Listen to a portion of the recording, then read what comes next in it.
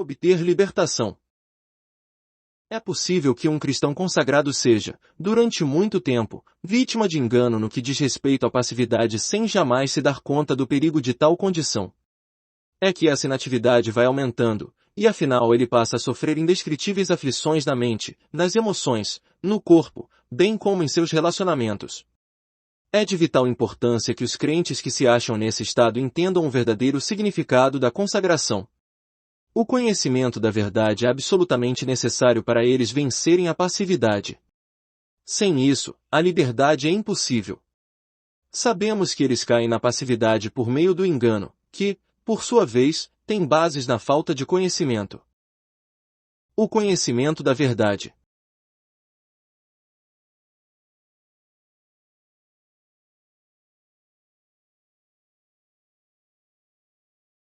O primeiro passo para esses crentes conquistarem a libertação é buscar o conhecimento total da verdade.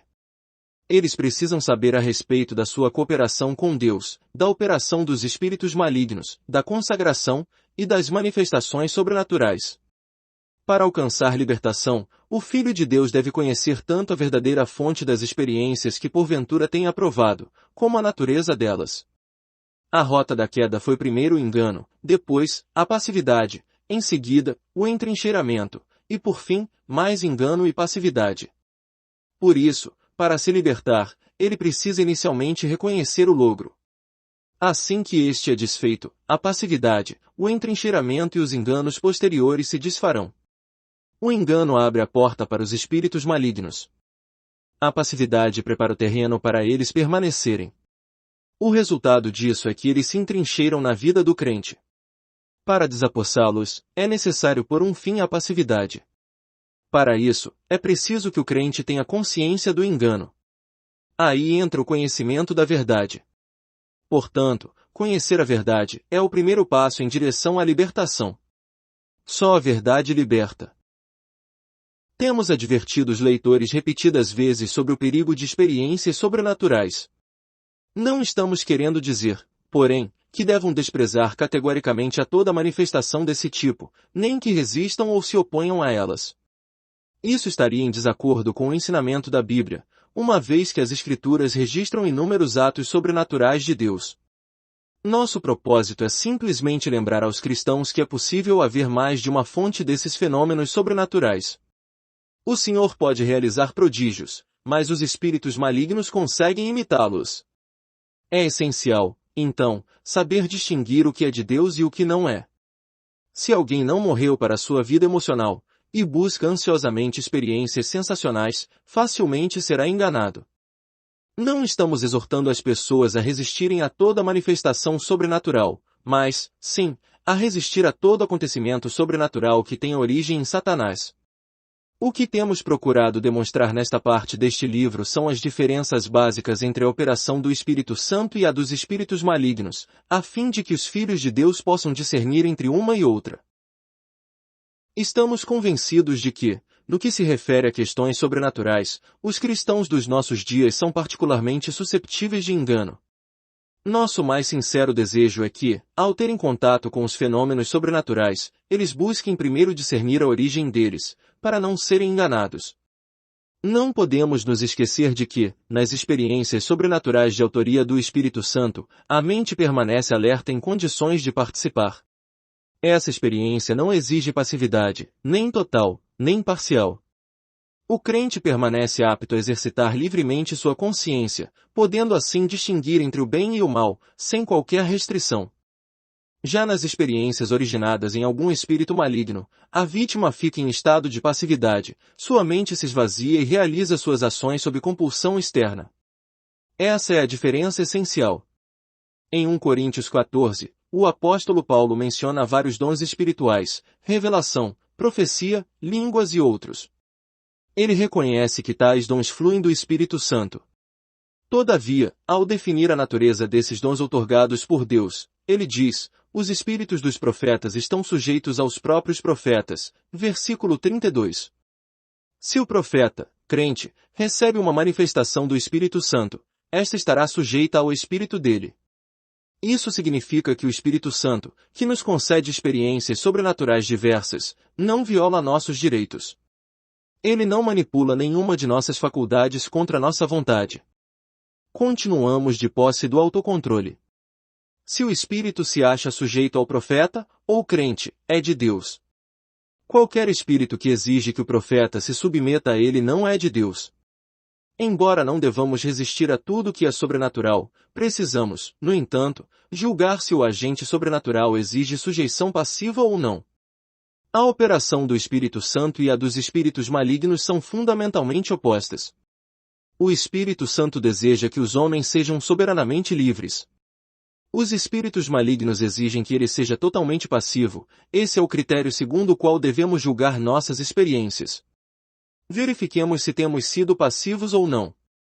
Isso pode ser a solução para todos os nossos problemas. Se o Filho de Deus deseja liberdade, não pode ser insensato. Em outras palavras, ele precisa conhecer a verdade e examinar a verdadeira natureza dos acontecimentos. As mentiras de Satanás prendem. A verdade de Deus liberta. É claro que a verdade tem seu preço. Ela quebra a vanglória que podemos ter assumido, devido a experiências passadas. Talvez nos consideremos superiores aos outros, achando que somos espirituais e infalíveis. Como é doloroso para alguém, que está nessa condição, confessar, ou até mesmo ouvir os outros dizerem que pode ter sido invadido pelo inimigo. Somente aquele que deseja a verdade de Deus de todo o coração consegue aceitar esse fato doloroso e humilhante. Ouvir verdades agradáveis é fácil, mas aceitar uma que destrói o ego é muito difícil. É relativamente simples reconhecer que podemos ser vítimas do engano. Contudo, confessar que o inimigo está entrincheirado em nossa vida é muito complicado. Queira Deus ser misericordioso com seus filhos, pois mesmo depois que um crente conhece a verdade, ainda pode resistir a ela. Vemos, então, que o primeiro passo para a libertação é acolher a verdade. O Filho de Deus deve estar disposto a conhecer os fatos que lhe dizem respeito. Isso exige humildade e sinceridade. Aquele que resiste fortemente a esse conhecimento precisa corrigir-se, pois pode se tornar cativo do diabo sem ter consciência disso. Os meios pelos quais descobrimos a verdade são muitos e variados. Alguns crentes percebem sua real condição quando descobrem que perderam totalmente a liberdade em razão de uma escravidão satânica, séria e prolongada.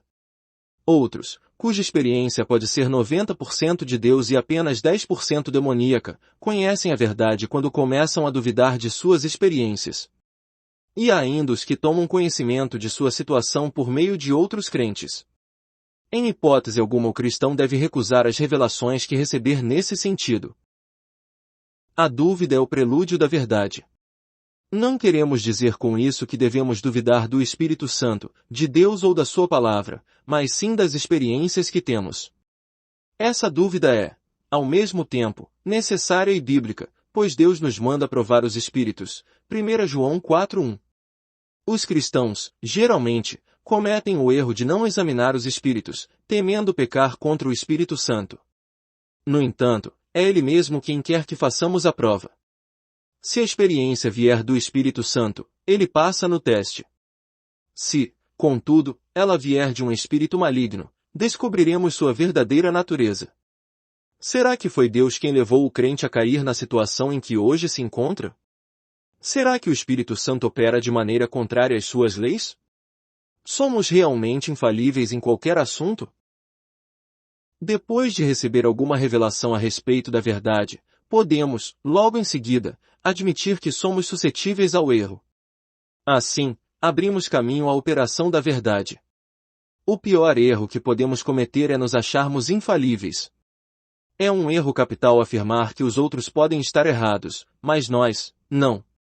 Só depois de experimentarmos a auto-humilhação é que poderemos ver que de fato estamos enganados. Quando comparamos os princípios da operação divina com as condições nas quais Satanás atua, compreendemos que as experiências passadas foram fruto da passividade. O crente criou as condições para que os espíritos malignos atuassem nele, e, desse modo, recebeu manifestações estranhas. Inicialmente elas o deixaram feliz, mas depois produziram um enorme sofrimento. Ele não cooperou com Deus de modo ativo. Pelo contrário, seguiu passivamente uma orientação que acreditava ser do Senhor. Suas experiências, tanto as de felicidade quanto as de sofrimento, devem ter se originado nos espíritos malignos. Em consequência, ele agora admite que foi terrivelmente ludibriado. Além de o Filho de Deus aceitar a verdade, ele deve também verificar, à luz dessa verdade, qual é sua verdadeira condição. Desse modo, a mentira do inimigo será desfeita. Vemos, então, que os passos que o crente deve dar são os seguintes: a. Reconhecer que todo crente é passível de enganar-se. b. Admitir que ele também está sujeito a isso. c. Confessar que ele foi enganado. d. Examinar por que foi enganado.